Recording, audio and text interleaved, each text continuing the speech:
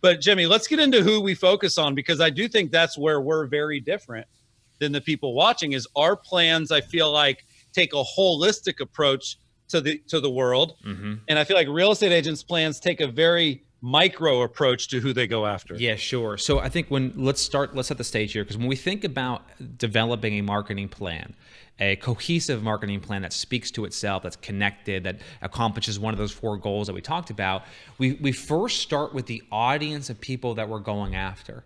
And Chris, I'm going to have you break this down for me, but I think this is probably the first step when you start thinking about what you actually are going to post, when you're going to post it, what you're going to post. You have to take a step back and say, who am I actually targeting? So what are the different groups there? Well, the nice thing is there's really just 3 buckets of people that you really are targeting. If you're a real estate agent, you're targeting people that might want to sell their home. We call those sellers. Yeah. You're targeting people that might want to buy a home. We call those buyers. Mm-hmm. And then you're targeting your network, which would be a combination of your past clients and your sphere of influence.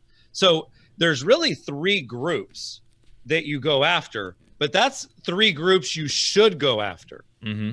I don't think most of the people on this call are putting out anything for sellers that's meaningful. And I don't think they're spending any time on creativity for past clients.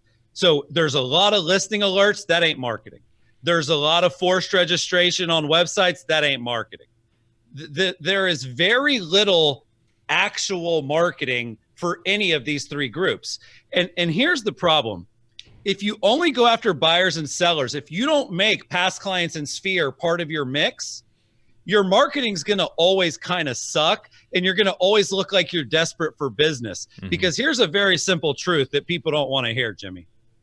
More than 90% of the world ain't buying or selling a house this year. Mm-hmm. And there's not anything anybody on this call could do. Rich Barton ain't changing that this year. Open Door ain't changing that this year. More than 90% of the people that you get in front of are not doing a deal this year. Yeah. So unfortunately, what a lot of people do is they extinguish their interest before that time comes. Mm-hmm. Yeah, and we'll talk about a little bit of the nuance here, because I think when you talk about those stages, you talk about sellers, past clients, buyers, sellers, past clients, and buyers.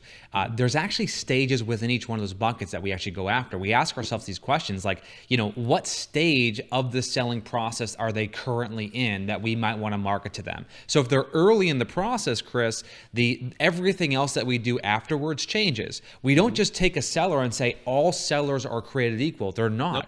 There are sellers who are actually very interested in selling their home. This is the type of marketing that we see, Chris, that you just referred to as sort of desperation marketing. Now's a good time to sell your house. If you don't sell your house today, you're an idiot. The market's going to crash. Rates are going to go up. Like, if you continue to beat that message, what you're doing is you're missing the vast majority of sellers who are going to be selling in the next 8 or 12 months, and that you're conditioning them to ignore you. So I think there is a little bit of a nuance there, Chris, where we say to ourselves, we're going to go after sellers this week, but then we're going to say, okay, what type of seller?